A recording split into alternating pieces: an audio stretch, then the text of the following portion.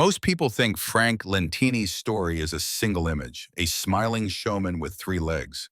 But the truth is a living mosaic. Stage lights in small towns, circus trains and winter kitchens, newspaper clippings and whispers traded between neighbors. Tonight, we're not retelling the postcard. We're opening the scrapbook. The pages are full of ink, fingerprints, and memory. And when we turn them carefully, you'll hear the voices that never made it into the headlines. Start with the man himself, not a myth, not a curiosity, a boy born in Rossellini, Sicily, who grew up to become one of the most recognizable performers in the American circus world.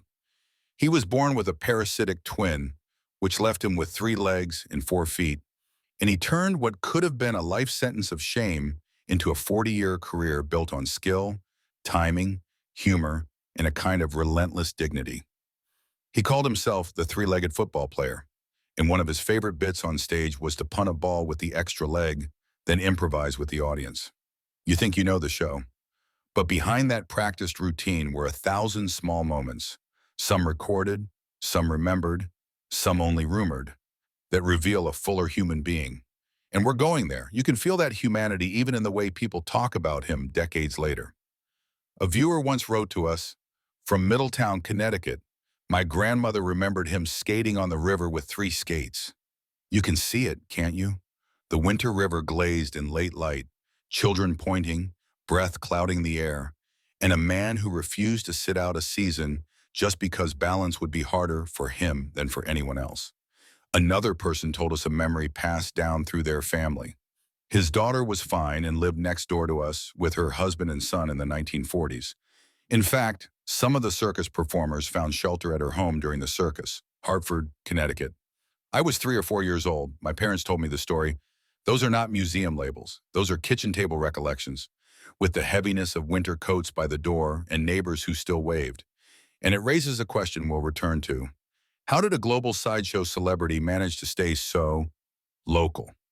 There's a reason audiences kept coming back year after year. Frank wasn't just a poster, he was a performer with craft. He'd talk with the crowd the way a good radio host does. Quick, funny, unafraid. When someone shouted something crass, he would sidestep without losing the room. One of his most quoted lines carried melancholy and mischief in equal measure. With a half smile, he'd say that even with 3 legs, he still didn't have a pair. It worked because it was self-aware, a preemptive strike against mockery. Laugh with me, not at me, and once you laugh, let me show you something you have never seen done on a stage.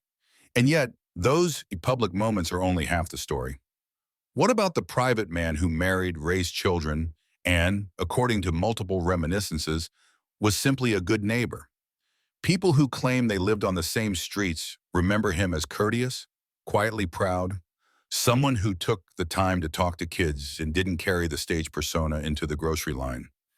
If a canvas tent defines the summer, a porch defines the rest of the year.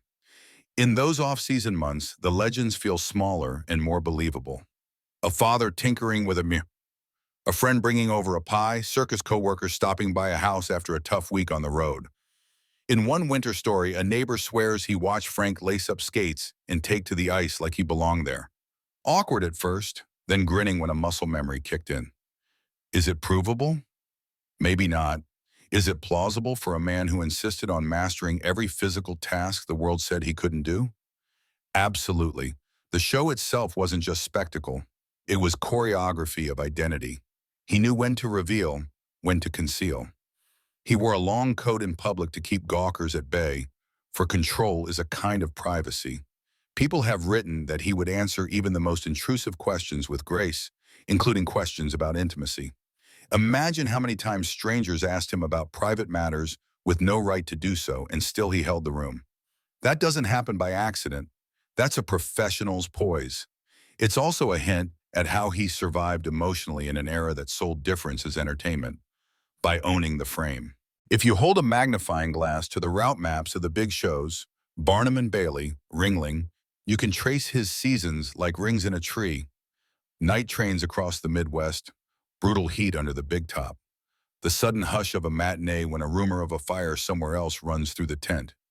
In the Northeast, people still connect him to Connecticut towns along river roads, places where circus people bunked in spare rooms, where the smell of hay and popcorn mixed with something metallic from the rails. That house next door story we quoted earlier about performers sheltering with his daughter's family during a circus stop in Hartford, it sounds right for the time. Old Hartford had a complicated relationship with the circus, full of excitement and, after tragedy, reverence. In those houses, the performers weren't ink on a playbill. They were guests who took off their shoes at the door. Let me pause on the question that always circles back. The sex life gossip. It's the rumor mill's favorite topic because it shocks twice. Once at the novelty of his anatomy, and once at the modesty of the era. Contemporary accounts say audience Q&A often veered that way, and he navigated it with humor and deflection. Behind the wink, the real answer is probably the ordinary one. He married, had children, formed relationships, and protected the people he loved from becoming part of the act. The most convincing stories describe a man who refused to let curiosity strip him or his family of dignity. The rumors? They age poorly when you set them next to the evidence of a household that functioned, loved, and kept boundaries. Back to the craft, people forget that Frank was physically skilled.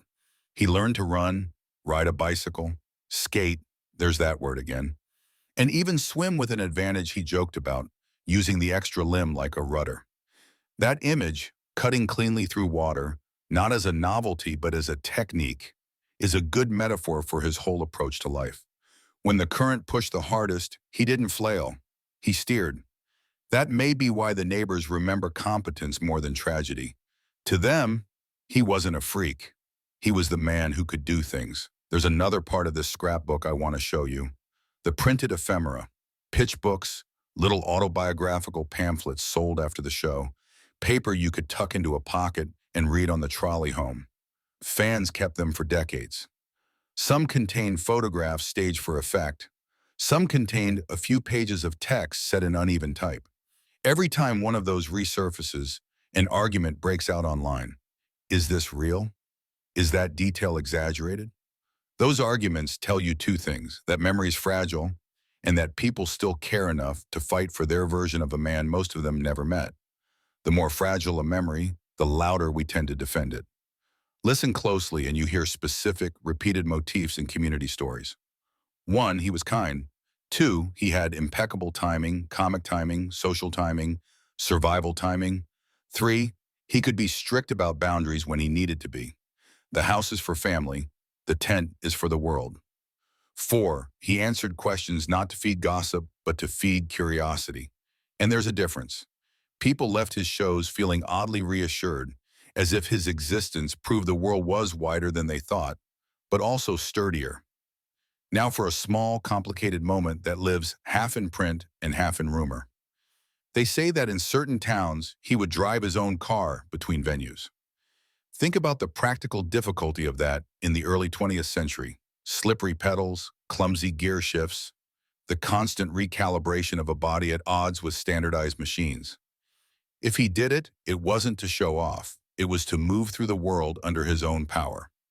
Perhaps that's why the car story survives in fragments, because the point isn't whether it happened every season. The point is that people needed to believe it did. They needed their hero to be self-propelled. Performers of his era faced hostility and love in equal measure. The word freak was printed on banners with no apology. But backstage, many sideshow stars formed tight communities, and Frank appears again and again as someone respected by peers. In contemporary write-ups, he's sometimes called a king among them, not for dominance, but for steadiness. If you've ever worked on a traveling show, you know that the person who keeps calm during a storm becomes the center of gravity, whether they ask to be or not. That's a different kind of royalty. The family stories continue into the next generation. Some relatives' obituaries and local histories list the names that connect back to him. Daughters, sons, households that grew out of the glare of the Midway lights. Those are breadcrumbs on the public record, a reminder that life went on. That alone is a quiet rebuke to the gawking. You can't reduce a lineage to a headline. Let's return to the ice for a moment, because if you listen to the way people tell that skating anecdote, it functions like a parable. The child in the story, maybe a grandmother later, sees a famous man in an ordinary setting doing an extraordinary thing, and the world shifts. The circus tent is supposed to be where impossibilities live. Seeing one walk, then glide out of that tent and onto a public river rewires the brain. It says, maybe there is no inside and outside. Maybe the marvelous is just a person who refuses to ask permission. There are darker currents in the scrapbook, too. Any long career brushes against tragedy, small tent fires no one wrote down, winter illnesses that closed houses for weeks, the constant wear of answering invasive questions. Later in his life, relationships changed. Separations and new partnerships left their trace in the paper trail. But the tone of the memories stays oddly consistent. Even when people talk about sorrow, they talk about grace. Even when they mention the hard years, they circle back to the showman's smile, the one he used to control the first 30 seconds of a crowd's mood. That smile was part tactic, part philosophy. If you laughed with him early, you were less likely to dehumanize him later.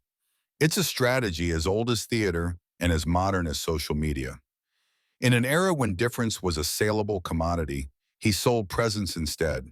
Focused eye contact, comfortable pauses, a voice that never cracked even when the question did. There's something profoundly modern about that, a blueprint for anyone who's been made into a symbol against their will.